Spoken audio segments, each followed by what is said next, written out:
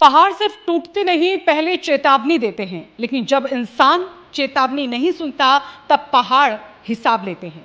नमस्कार, आप देख रहे हैं रायशुमारी और मैं हूं आपके साथ ऋतुबिष्ट। और आज की ये रिपोर्ट सिर्फ एक खबर नहीं है, बल्कि हिमालय की वो डरावनी सच्चाई है जिसने पूरे उत्तराखंड को हिला दिया था। धराली, वो खूबसूरत इलाका जहां कभी पर्यटक तस्वीरें लिया करते थे, वहां 5 अगस्त 2025 को मौत ने ऐसा तांडव मचाया कि देखते ही देखते पूरा बाजार मलबे में समा गया। लोग बह गए, घर बह गए और कई परिवारों के चिराग हमेशा के लिए बुझ गए। अब इस आपदा को लेकर एक नई और बेहद चौंकाने वाली स्टडी सामने आई है। और जैसा कि ईटीवी भारत उत्तराखंड की वेबसाइट पर छपी इस खबर के मुताबिक, इस रिपोर्ट ने फ्लैश फ्लड की जो असली वजह है उसका ऐसा खुलासा किया जिसने कई पुराने दावों पर सवालों को खड़ा कर दिया है। क्योंकि अब यहाँ वैज्ञानिक कह रहे हैं कि धराली में तबाही सिर्फ बादल फटने से नहीं आई थी, बल्कि सिर्फ एक तेज बारिश जिम्मेदार नहीं थी, बल्कि ये हिमालय के भीतर कई दिनों से एक खामोश मौत तैयार हो रही थी। देहरादून स्थित बार्ड इंस्टीट्यूट ऑफ हिमालयन जियोलॉजी के वैज्ञानिकों ने अपनी रिसर्च में यह दावा किया है कि धराली आपदा एक गंभीर हाइड्रो मौसमी घटना थी, यानी ऐसी प्राकृतिक तबाही जिसमें बारिश, बर्फ पिघलना, ढलानों का कमजोर होना, मलबे का बह जाना और फिर घाटियों में पानी का दबाव होना, सब एक साथ मिलकर विस्फोटक रूप को ले लेते हैं। ईटीवी भारत उत्तराखंड की वेबसाइट पर प्रकाशित इस रिपोर्ट के मुताबिक वैज्ञानिक डॉक्टर मनीष मेहता ने इस पूरी आपदा की जो गहराई है उसका अध्ययन किया है और 10 मई 2026 को प्रकाशित एक रिसर्च पेपर में कई बड़े इससे जुड़े हुए जो खुलासे हैं वो किए गए हैं। और सबसे चौंकाने वाली बात यहाँ पर क्या है ये जानते हैं। नीचे के इलाकों में उतनी भारी बारिश रिकॉर्ड ही नहीं हुई जितनी कि इतनी बड़ी तबाही के लिए जिम्मेदार मानी जाती है। लेकिन असली खेल ऊपर हो रहा था, ऊपरी कैचमेंट में, जहां लगातार बारिश हो रही थी, जहां बर्फ पिघल रही थी, जहां ढीली पहाड़ियां अंदर ही अंदर टूट रही थी। अब वैज्ञानिकों के मुताबिक 3 से 5 अगस्त के बीच ऊंचाई वाले इलाकों में लगातार पानी गिरता रहा। टोला कैंप में 108.4 मिलीमीटर बारिश और ग्लेशियर बेस कैंप में 88.6 मिलीमीटर बारिश को दर्ज किया गया है। अब सोचिए कि ऊपर लगातार पानी गिर रहा था, नीचे लोगों को खतरे का यहाँ अंदाजा भी नहीं था।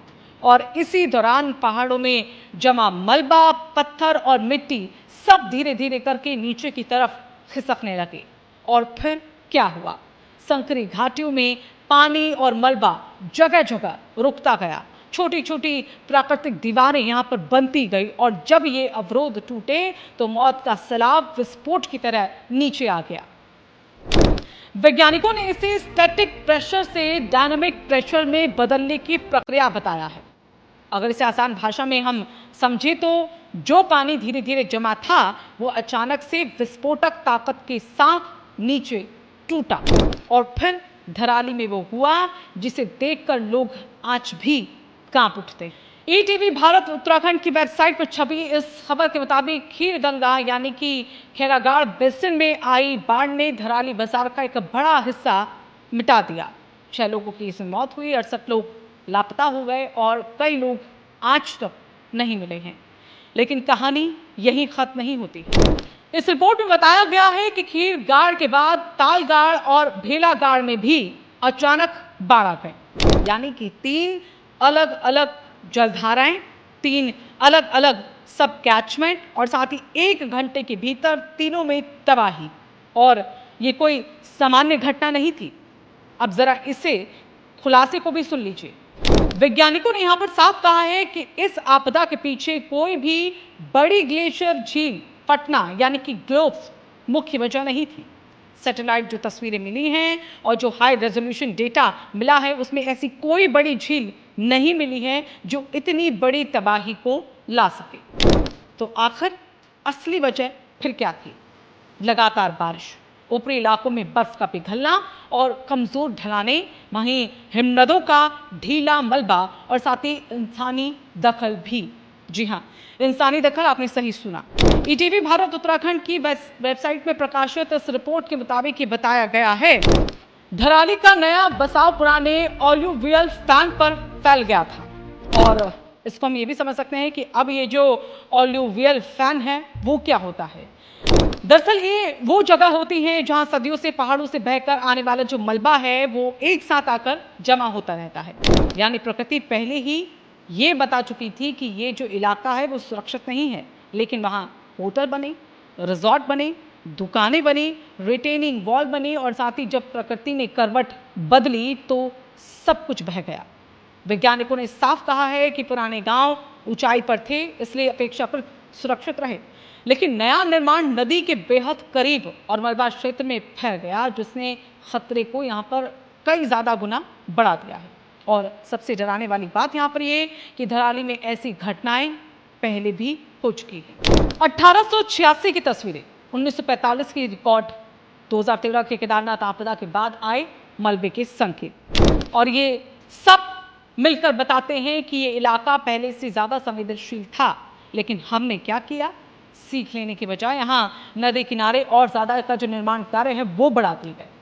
आज हिमालय बदल रहा है, ग्लेशियर पीछे हट रहे हैं, परमाफ्रॉस्ट कमज़ोर हो रहा है, बारिश का पैटर्न बदल रहा है और पहाड़ों में अंधाधुंध निर्माण हो रहा है।